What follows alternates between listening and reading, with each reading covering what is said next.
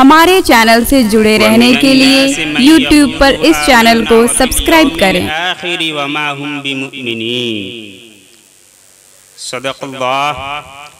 सदक़ल्लाहुल मौलाना अज़ीम व सदक़ रसूलुहुन नबियुल अमीनुल मतीनुल करीम। हज़रात गिरामी,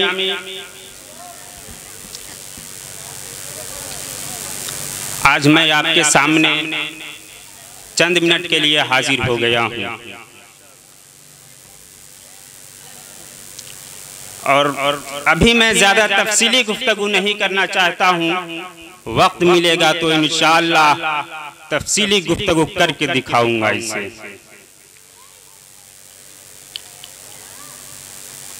29 तारीख को मेराल की धरती पर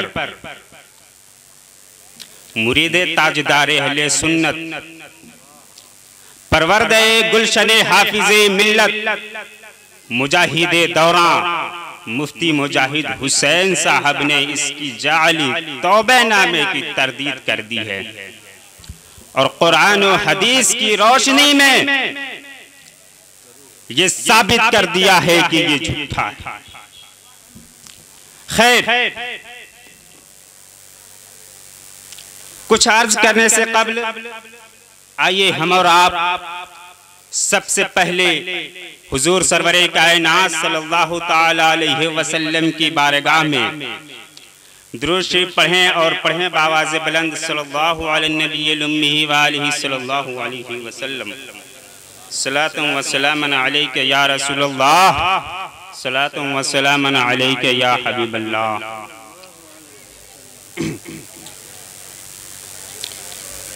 सामईन किराम, आज ये नई बात नहीं है कि इस्लाम के खिलाफ कुछ लोग खड़े हो गए, बल्कि हर दौर में, हर जमाने में मजहबे इस्लाम के खिलाफ तरह तरह की साजिशें रचाई गई हैं और इनके आगे, इनके सामने मुनाफिकीन मदीना की रेशा भी हेच नजर आती है। यहूदो नसरानियत भी शर्माती है। अरे ये ऐसे खतर फितना है, ये ऐसा खतरनाक फितना है, ये ऐसी मुसीबत है जिसके बारे में सरकारे दो आलम सल्लल्लाहु ताला अलैहि वसल्लम ने आज से 1400 साल पहले ही खबर दे दी है। सुनिए हदीसे पाक और हवाला भी दे देता हूँ।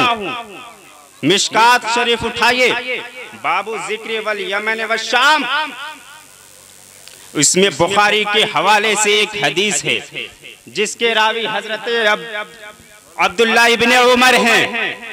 फरमाते हैं कि हुजूर सरवरे कायनात सल्लल्लाहु ताला अलैहि वसल्लम एक मर्तबा दुआ फरमा रहे थे और फरमाया, अल्लाहुम्मा बारिक लना फी शामिना, ऐ अल्लाह तू हमारे शाम में बरकत अता फरमा। अल्लाहुम्मा बारिक लना फी यमनिना, ऐ अल्लाह तू हमारे यमन में बरकत अता फरमा। वहां पर कुछ नजद के भी लोग थे। उन्होंने अर्ज की, या रसूलल्लाह वफी नजदना या रसूलल्लाह, और हमारे नजद के बारे में दुआ फरमाए।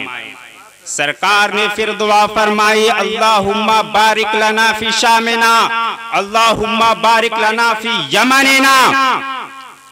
फिर कुछ लोगों ने अर्ज की, अलगर्ज 3 मर्तबा लोगों ने अर्ज की, या रसूलल्लाह हमारे नजद के बारे में दुआ फरमाइए। आखिरी बार सरकारे दो आलम सल्लल्लाहु ताला अलैहि वसल्लम इरशाद फरमाते हैं, हुनाका ज़लाज़िल वल फितन व बिहा यतला क़र्नु शैतान, वहाँ ज़लज़ले पैदा होंगे, वहाँ फितने पैदा होंगे, वहाँ से शैतानी गिरोह निकलेगा। सुभान अल्लाह, सुभान अल्लाह। वही गिरोह ये है। अब तारीख उठाइए, पढ़िए, मोहम्मद इब्न अब्दुल वहाब कहां पैदा हुआ? मोहम्मद इब्न अब्दुल वहाब कहां पैदा हुआ? नजद के इलाके में पैदा हुआ, नजद में पैदा हुआ, और उसी ने वहाबियत की बीज बोई, और उसके अकायद की नशो-ए-शात हिंदुस्तान की सरजमीन पर इस्माइल देहलवी और राय अहमद बरेलवी, सैयद अहमद राय बरेलवी, और राय बरेलवी है, उसने हिंदुस्तान की सरजमीन पर उसके अकायद की नशो-ए-शात की, और उसी की नशो-ए-शात ये आज कर रहा है। सुनिए, एक लड़के ने मेरे पास फोन किया और बोला कि हजरत ये जमीनी झगड़ा है, अब जमीनी झगड़े के बुनियाद पर किसी को गुमराह क्यों कर रहे हैं? मैं उनसे कहना चाहता हूं, और जो लोग मुजाहिद दौरा की शराफत के पर्दे को चाक कर रहे हैं, मैं उनसे कहना चाहता हूं कि इस गुमराह ने आज से 28 साल पहले ये फतवा दिया कि एक नशे के 3 तलाक एक ही होती है, जिसकी तरदीद मुजाहिद दौरा ने इसी धरती पर कर दी और इसे धौल चाटने पर मजबूर कर दिया। कहते हो जमीनी झगड़ा है? अरे वो तो दौर की बात 28 साल पहले की बात है। आज की बात सुनो। 23 सितंबर को इस उमराह ने खलीफतुल्लाह हजरत आदम अलैहिस्सलाम की शान में खुले गुस्ताखी के, जिस स्टेज पे कुछ बिकाऊ मौलवी और बुद्धू मौलवी भी बैठे हुए थे, उन्हें ये जुर्रत नहीं हुई कि इसको खड़ा करा के तौबा करा ले, और कहते ये है कि जमीनी झगड़ा है। तुमसे मैं पूछना चाहता हूं कि इसने हजरत आदम अलैहिस्सलाम की शान में गुस्ताखी की, क्या इस जमीनी झगड़े के बुनियाद पर हजरत आदम अलैहिस्सलाम की शान में गुस्ताखी के? लेकिन झूठ बोलना इनके यहाँ फर्ज है। उठाइए फतवा रज़विया, एक मसला की बारगाह में 8वीं जिल्द और सफा नंबर 602, 601 से शुरू इस्तिफ्ता और 602 में एक मसला आया कि रशीद अहमद गंगोही के शागिर्दों ने ये एतराज किया कि मुआनका ये नाजायज है। तो सुन्नियों ने आला हजरत इमाम अहमद रजा खान फाजिल बरेलवी अलैहि रहमत व रिजवान की बारगाह में इस्तिफ्ता किया। जब आला हजरत का जवाब पहुंचा तो उन लोगों ने इनकार कर दिया। यही आजकल ये भी कहते हैं, जब मेरा मुजाहिद आता है तो इनकार कर जाते हैं। मैंने ऐसा कहा ही नहीं, इनकार कर दिया, कहा कि हम इसके मुद्दाई ही नहीं हैं। उसी के नीचे हुजूर हाफिज़े मिल्लत अलैहि रहमत व रिजवान ने लिखा है कि रशीद अहमद गंगोही और उसके मुतबईन के यहाँ झूठ बोलना फर्ज है, ये कज़्ज़ाब है। और रशीद अहमद गंगोही के फतवे से इसको साबित भी किया है। रशीद अहमद गंगोही ने फतवा दिया कि अल्लाह के खुदा झूठ बोल सकता है मगर बोलता नहीं। माज़अल्लाह, हमारा यकीदा है कि अल्लाह तबारक व तआला के लिए झूठ मुहाल है। रशीद अहमद गंगोही ने फतवा दिया कि अल्लाह झूठ बोल सकता है और बोलता नहीं, और उसके अतबाओ अजनात का ये यकीदा है कि अल्लाह झूठ बोल सकता है। लेकिन मैं उनसे पूछना चाहता हूं कि तुम्हारे यकीदे के रूह से अगर तुम अपने लिए ये मानो कि हम भी झूठ बोल सकते हैं, तो तुम्हारे यकीदे के रूह से ये शिर्क होगा।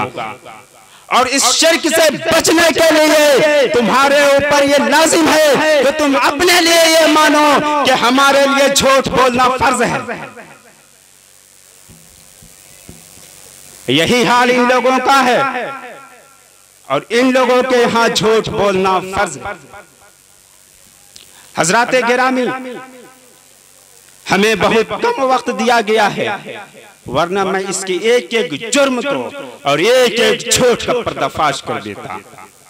अब मैं आपसे यही गुजारिश करूंगा कि हुजूर मुजाहिदे दौरा ने जो साबित किया है कुरान और हदीस के रोशनी में वही हक है, और इन झूठों और फरेबियों से आप होशियार हो जाए और जितना जल्द हो सके जो लोग अभी उधर हैं उनसे भी मैं कहूंगा कि जितना जल्द हो सके इस मक्कार से कतई ताल्लुक कर ले। अरे आपको याद नहीं 11 मार्च 2017 को इस मक्कार ने खुद एतराफ किया है कि हम मुसलमानों ने अहले सुन्नत के माबैन बद अकीदों की नशो इशाअत कर रहे हैं, और आज तुम कहते हो कि ये जमीनी झगड़ा है। हज़रात गिरामी, मैं अल्लाह तबारक व तआला की बारगाह में दुआ गो हूं कि या अल्लाह अपने नबी करीम सल्लल्लाहु अलैहि वसल्लम के सदक़े में हम तमाम लोगों की मग़फ़िरत फरमा दें। वमा अलैना इल्लल बलाग।